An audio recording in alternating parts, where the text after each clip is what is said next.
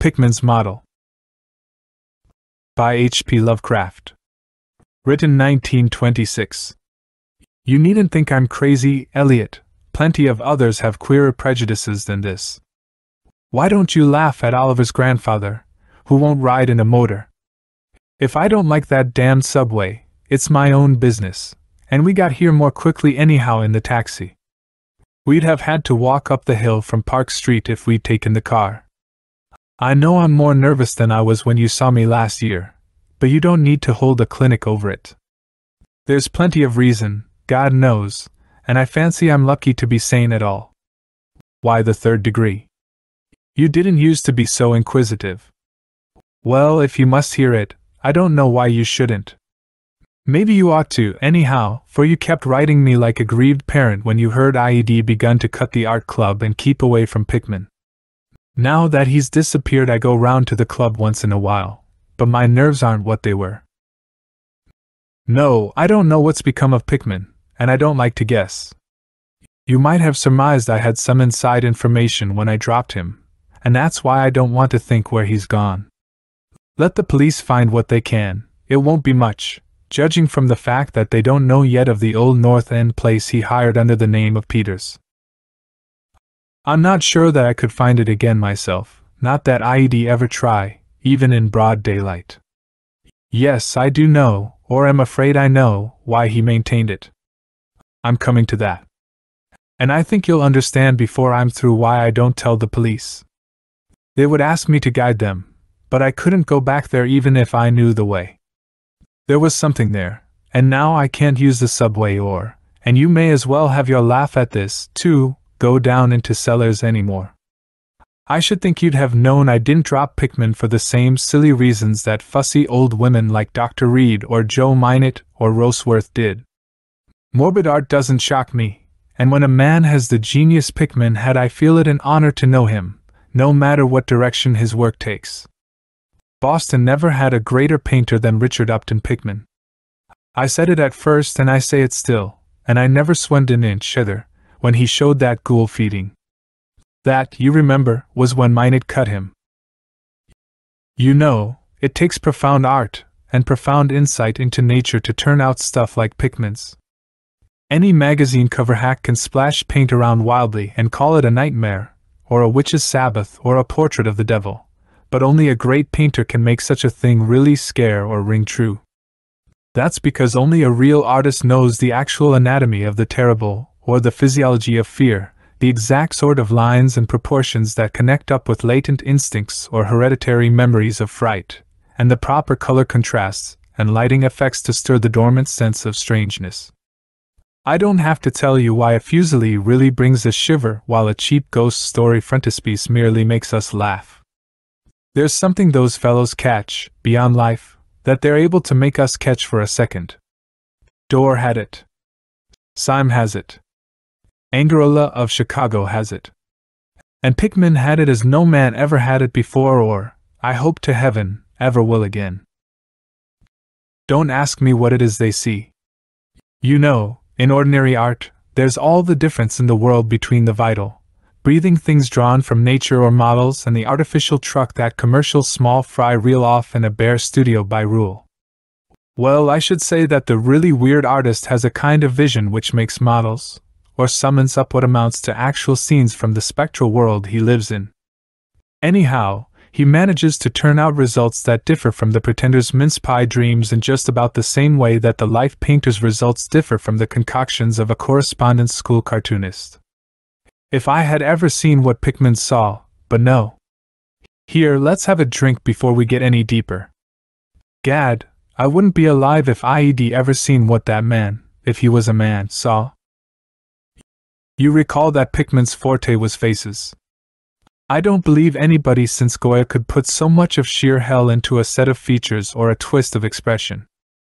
And before Goya you have to go back to the medieval chaps who did the gargoyles and chimeras on Notre Dame and Mont Saint-Michel. They believed all sorts of things, and maybe they saw all sorts of things, too, for the Middle Ages had some curious phases. I remember your asking Pickman yourself once, the year before you went away, wherever in thunder he got such ideas and visions. Wasn't that a nasty laugh he gave you? It was partly because of that laugh that Reed dropped him. Reed, you know, had just taken up comparative pathology, and was full of pompous inside stuff about the biological or evolutionary significance of this or that mental or physical symptom. He said Pickman repelled him more and more every day, and almost frightened him towards the last, that the fellow's features and expression were slowly developing in a way he didn't like, in a way that wasn't human. He had a lot of talk about diet, and Pickman must be abnormal and eccentric to the last degree. I suppose you told Reed, if you and he had any correspondence over it, that he'd let Pickman's paintings get on his nerves or harrow up his imagination. I know I told him that myself, then. But keep in mind that I didn't drop Pickman for anything like this. On the contrary, my admiration for him kept growing, for that ghoul feeding was a tremendous achievement. As you know, the club wouldn't exhibit it, and the Museum of Fine Arts wouldn't accept it as a gift, and I can add that nobody would buy it, so Pickman had it right in his house till he went. Now his father has it in Salem. You know Pickman comes of old Salem stock, and had a witch ancestor hanged in 1692. I got into the habit of calling on Pickman quite often, especially after I began making notes for a monograph on weird art. Probably it was his work which put the idea into my head, and anyhow, I found him a mine of data and suggestions when I came to develop it. He showed me all the paintings and drawings he had about, including some pen and ink sketches that would, I verily believe, have got him kicked out of the club if many of the members had seen them. Before long I was pretty nearly a devotee, and would listen for hours like a schoolboy to art theories and philosophic speculations wild enough to qualify him for the Danvers Asylum.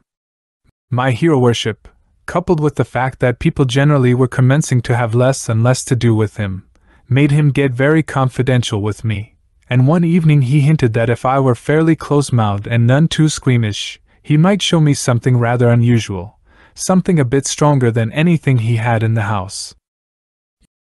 You know, he said, there are things that won't do for Newbury Street, things that are out of place here, and that can't be conceived here, anyhow. It's my business to catch the overtones of the soul, and you won't find those in a parvenu set of artificial streets on made land. Back Bay isn't Boston, it isn't anything yet, because it's had no time to pick up memories and attract local spirits. If there are any ghosts here, they're the tame ghosts of a salt marsh and a shallow cove, and I want human ghosts, the ghosts of beings highly organized enough to have looked on hell and known the meaning of what they saw.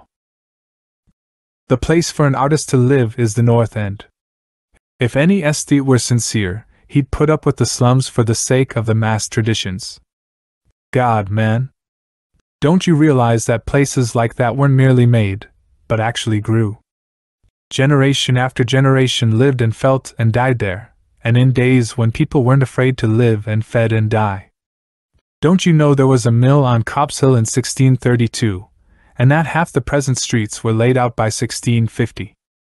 I can show you houses that have stood 2 centuries and a half and more, houses that have witnessed what would make a modern house crumble into powder. What do moderns know of life and the forces behind it? You call the Salem witchcraft a delusion, but I'll wager my 4 times great-grandmother could have told you things. They hanged her on Gallows Hill, with Cotton Mather looking sanctimoniously on. Mather, damn him, was afraid somebody might succeed in kicking free of this accursed cage of monotony. I wish someone had laid a spell on him, or sucked his blood in the night. I can show you a house he lived in, and I can show you another one he was afraid to enter in spite of all his fine bold talk. He knew things he didn't dare put into that stupid Magnalia or that puerile Wonders of the Invisible World. Look here, do you know the whole North End once had a set of tunnels that kept certain people in touch with each other's houses, and the burying ground, and the sea? Let them prosecute and persecute above ground, things went on every day that they couldn't reach, and voices laughed at night that they couldn't place. Why, man, out of 10 surviving houses built before 1700 and not moved since, I'll wager that in 8 I can show you something queer in the cellar. There's hardly a month that you don't read of workmen finding bricked-up arches and wells leading nowhere in this or that old place as it comes down. you could see one near Henchman Street from the elevated last year. There were witches and what their spells summoned, pirates and what they brought in from the sea, smugglers, privateers, and I tell you, people knew how to live, and how to enlarge the bounds of life, in the old time. This wasn't the only world a bold and wise man could know, fall. And to think of today in contrast, with such pale pink brains that even a club of supposed artists gets shudders and convulsions if a picture goes beyond the feelings of a Beacon Street tea table. The only saving grace of the present is that it's too damned stupid to question the past very closely. What do maps and records and guidebooks really tell of the North End? Bah! At a guess I'll guarantee to lead you to 30 or 40 alleys and networks of alleys north of Prince Street that aren't suspected by 10 living beings outside of the foreigners that swarm them.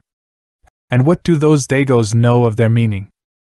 No, Thurber, these ancient places are dreaming gorgeously and overflowing with wonder and terror and escapes from the commonplace, and yet there's not a living soul to understand or profit by them. Or rather, there's only one living soul, for I haven't been digging around in the past for nothing. See here, you're interested in this sort of thing. What if I told you that I've got another studio up there, where I can catch the night spirit of antique horror and paint things that I couldn't even think of in Newbury Street? Naturally, I don't tell those cursed old maids at the club, with Reed, damn him, whispering even as it is that I'm a sort of monster bound down the toboggan of reverse evolution. Yes, Thurber, I decided long ago that one must paint terror as well as beauty from life, so I did some exploring in places where I had reason to know terror lives. I've got a place that I don't believe 3 living Nordic men besides myself have ever seen. It isn't so very far from the elevated as distance goes, but it's centuries away as the soul goes. I took it because of the queer old brick well in the cellar, one of the sort I told you about. The shack's almost tumbling down so that nobody else would live there, and I'd hate to tell you how little I pay for it. The windows are boarded up, but I like that all the better, since I don't want daylight for what I do. I paint in the cellar, where the inspiration is thickest, but I've other rooms furnished on the ground floor. A Sicilian owns it, and I've hired it under the name of Peters. Now if you're game, I'll take you there tonight. I think you'd enjoy the pictures for, as I said, I've let myself go a bit there. It's no vast tour, I sometimes do it on foot, for I don't want to attract attention with a taxi in such a place. We can take the shuttle at the South Station for Battery Street, and after that the wall isn't much. Well, Elliot, there wasn't much for me to do after that harangue but to keep myself from running instead of walking for the first vacant cab we could sight. We changed to the elevated at the South Station, and at about 12 o'clock had climbed down the steps at Battery Street and struck along the old waterfront past Constitution Wharf. I didn't keep track of the cross streets, and can't tell you yet which it was we turned up, but I know it wasn't Greenough Lane. When we did turn, it was to climb through the deserted length of the oldest and dirtiest alley I ever saw in my life, with crumbling-looking gables, broken small-paned windows, and archaic chimneys that stood out half disintegrated against the moonlit sky. I don't believe there were 3 houses in sight that hadn't been standing in Cotton Mather's time. Certainly I glimpsed at least 2 with an overhang, and once I thought I saw a peaked roofline of the almost forgotten pre-gambrel type, though antiquarians tell us there are none left in Boston. From that alley, which had a dim light, we turned to the left into an equally silent and still narrower alley with no light at all, and in a minute made what I think was an obtuse angled bend towards the right in the dark. Not long after this Pickman produced a flashlight and revealed an antediluvian 10-paneled door that looked damnably worm-eaten. Unlocking it, he ushered me into a barren hallway with what was once splendid dark oak paneling, simple, of course, but thrillingly suggestive of the times of Andrus and Phipps and the witchcraft. Then he took me through a door on the left, lighted an oil lamp, and told me to make myself at home. Now, Elliot, I'm what the man in the street would call fairly hard-boiled, but I'll confess that what I saw on the walls of that room gave me a bad turn. They were his pictures, you know, the ones he couldn't paint, or even show in Newbury Street, and he was right when he said he had let himself go. Here, have another drink, I need one anyhow. There's no use in my trying to tell you what they were like, because the awful, the blasphemous horror, and the unbelievable loathsomeness and moral photor came from simple touches quite beyond the power of words to classify. There was none of the exotic technique you see in Sydney Siam, none of the Saturnine landscapes and lunar fungi that Clark Ashton Smith uses to freeze the blood. The backgrounds were mostly old churchyards, deep woods, cliffs by the sea, brick tunnels, ancient paneled rooms, or simple vaults of masonry. Copso burying ground, which could not be many blocks away from this very house, was a favorite scene. The madness and monstrosity lay in the figures in the foreground, for Pickman's morbid art was eminently one of demoniac portraiture. These figures were seldom completely human, but often approached humanity in varying degree. Most of the bodies, while roughly bipedal, had a forward slumping, and a vaguely canine cast. The texture of the majority was a kind of unpleasant rubberiness. Ugh! I can see them now. Their occupations, well, don't ask me to be too precise. They were usually feeding, I won't say on what. They were sometimes shown in groups in cemeteries or underground passages, and often appeared to be in battle over their prey, or rather, their treasure trove. And what damnable expressiveness Pickman sometimes gave the sightless faces of this charnel booty. Occasionally the things were shown leaping through open windows at night, or squatting on the chests of sleepers, worrying at their throats. One canvas showed a ring of them baying about a hanged witch on Gallows Hill, whose dead face held a close kinship to theirs. But don't get the idea that it was all this hideous business of theme and setting which struck me faint. I'm not a 3-year-old kid, and I'd seen much like this before. It was the faces, Eliot, those accursed faces, that leered and slavered out of the canvas with the very breath of life. By God, man, I verily believe they were alive. That nauseous wizard had waked the fires of hell in pigment, and his brush had been a nightmare-spawning wand. Give me that decanter, Eliot. There was one thing called the lesson, heaven pity me, that I ever saw it. Listen, can you fancy a squatting circle of nameless dog-like things in a churchyard teaching a small child how to feed like themselves? The price of a changeling, I suppose. You know the old myth about how the weird people leave their spawn in cradles in exchange for the human babes they steal. Pickman was showing what happens to those stolen babes, how they grow up, and then I began to see a hideous relationship in the faces of the human and non-human figures. He was, in all his gradations of morbidity between the frankly non-human and the degradedly human, establishing a sardonic linkage and evolution. The dog things were developed from mortals. And no sooner had I wondered what he made of their own young as left with mankind in the form of changelings, than my eye caught a picture embodying that very thought. It was that of an ancient Puritan interior, a heavily beamed room with lattice windows, a settle, and clumsy 17th-century furniture, with the family sitting about while the father read from the scriptures. Every face but one showed nobility and reverence, but that one reflected the mockery of the pit. It was that of a young man in years, and no doubt belonged to a supposed son of that pious father, but in essence it was the kin of the unclean things. It was their changeling, and in a spirit of supreme irony Pickman had given the features a very perceptible resemblance to his own. By this time Pickman had lighted a lamp in an adjoining room and was politely holding open the door for me, asking me if I would care to see his modern studies.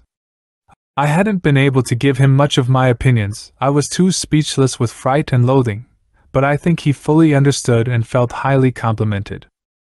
And now I want to assure you again, Eliot, that I'm no mollycoddle to scream at anything which shows a bit of departure from the usual. I'm middle-aged and decently sophisticated, and I guess you saw enough of me in France to know I'm not easily knocked out.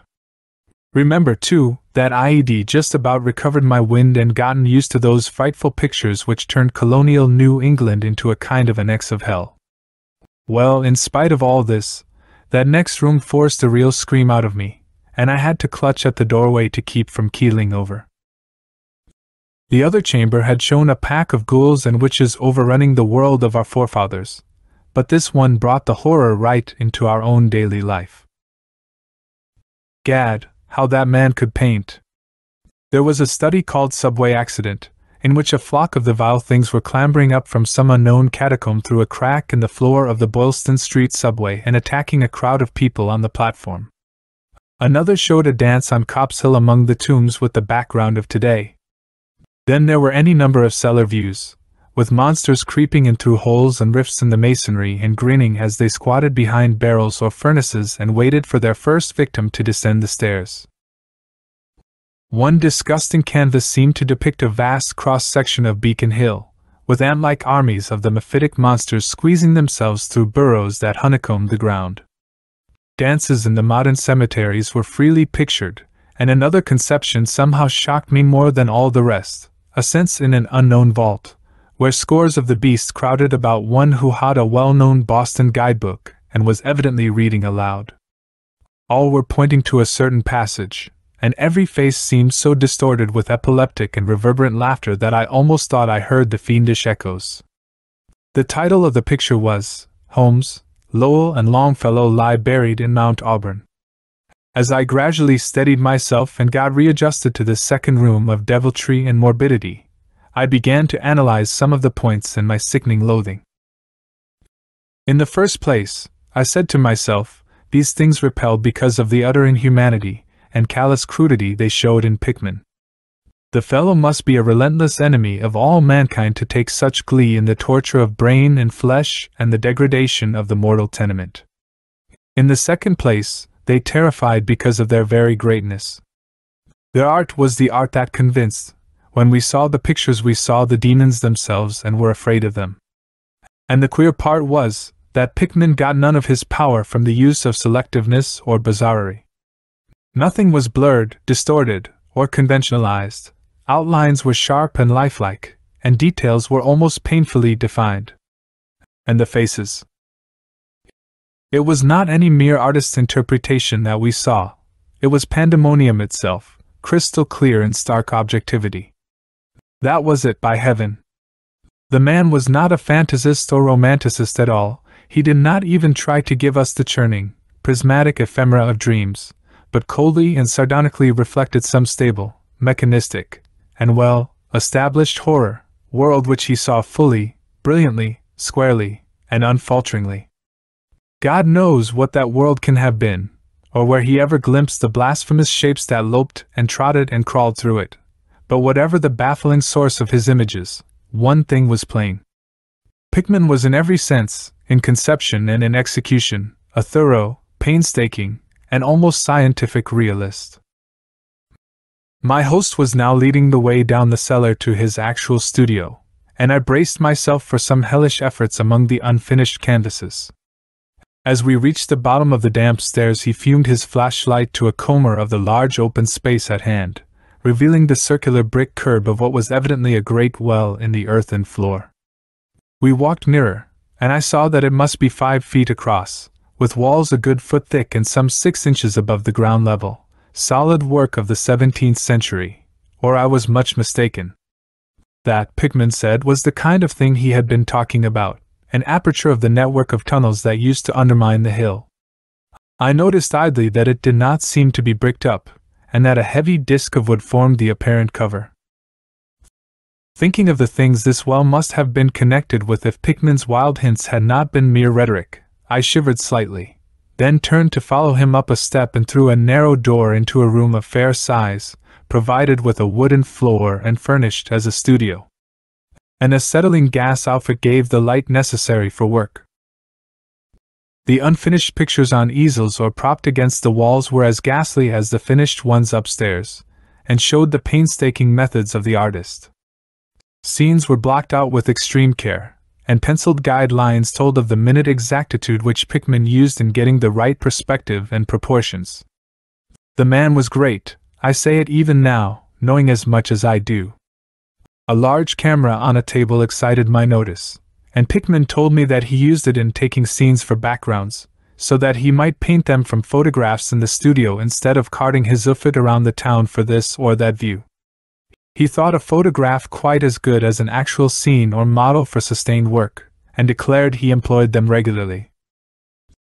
There was something very disturbing about the nauseous sketches and half-finished monstrosities that leered round from every side of the room, and when Pickman suddenly unveiled a huge canvas on the side away from the light, I could not for my life keep back a loud scream, the second I had emitted that night. It echoed and echoed through the dim vaultings of that ancient and nitrous cellar, and I had to choke back a flood of reaction that threatened to burst out as hysterical laughter. Merciful Creator! Eliot, but I don't know how much was real and how much was feverish fancy. It doesn't seem to me that Earth can hold a dream like that. It was a colossal and nameless blasphemy with glaring red eyes, and it held in bony claws a thing that had been a man, gnawing at the head as a child nibbles at a stick of candy.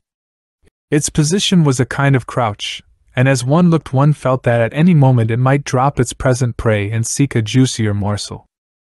But damn it all, it wasn't even the fiendish subject that made it such an immortal fountain, head of all panic, not that, nor the dog face with its pointed ears, bloodshot eyes, flat nose, and drooling lips. It wasn't the scaly claws, nor the mold-caked body, nor the half-hooved feet, none of these, though any one of them might well have driven an excitable man to madness. It was the technique, Eliot, the cursed, the impious, the unnatural technique. As I am a living being, I never elsewhere saw the actual breath of life so fused into a canvas.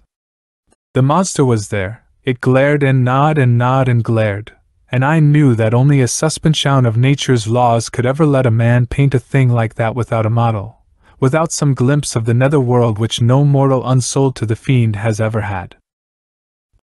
Pinned with a thumbtack to a vacant part of the canvas was a piece of paper now badly curled up, probably, I thought, a photograph from which Pickman meant to paint a background as hideous as the nightmare it was to enhance. I reached out to uncurl and look at it, when suddenly I saw Pickman start as if shot.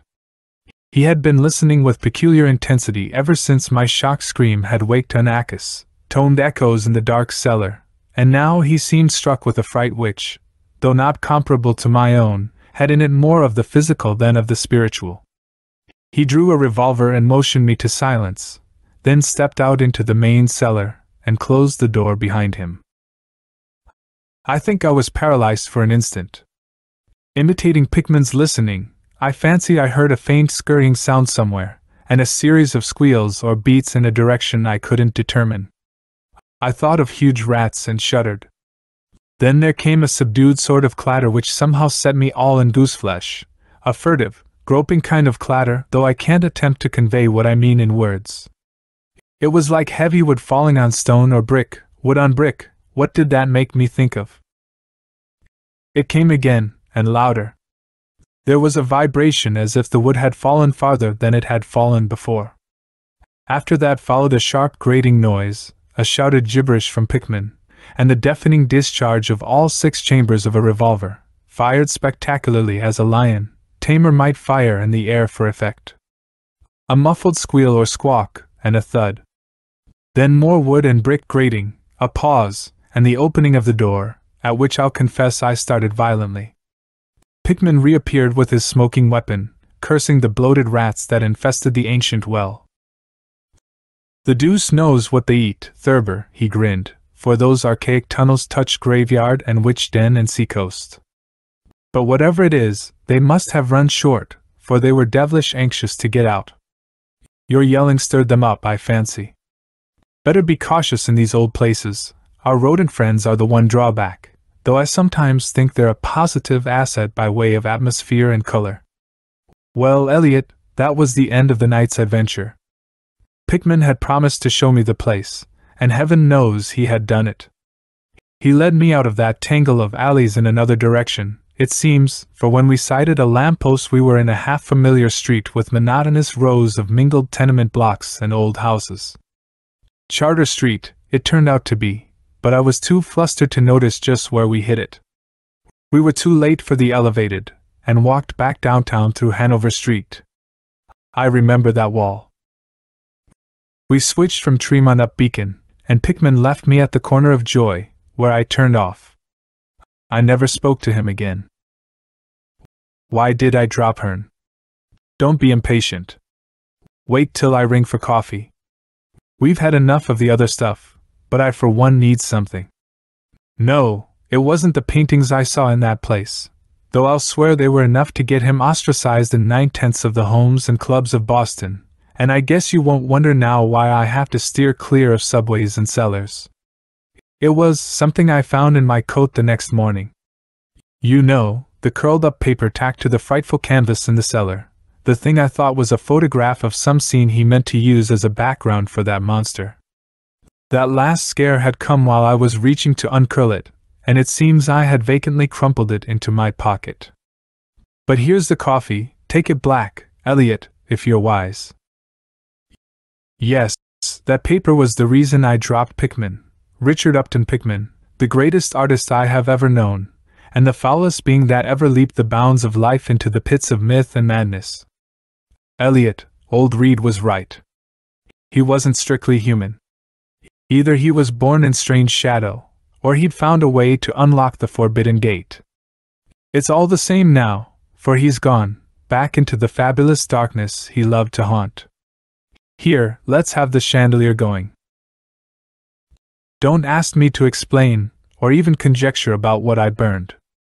Don't ask me, either, what lay behind that mole-like scrambling Pickman was so keen to pass off as rats. There are secrets, you know, which might have come down from old Salem times, and Cotton Mather tells even stranger things. You know how damned lifelike Pickman's paintings were, how we all wondered where he got those faces. Well, that paper wasn't a photograph of any background, after all. What it showed was simply the monstrous being he was painting on that awful canvas. It was the model he was using, and its background was merely the wall of the cellar studio in minute detail. But by God, Elliot, it was a photograph from life.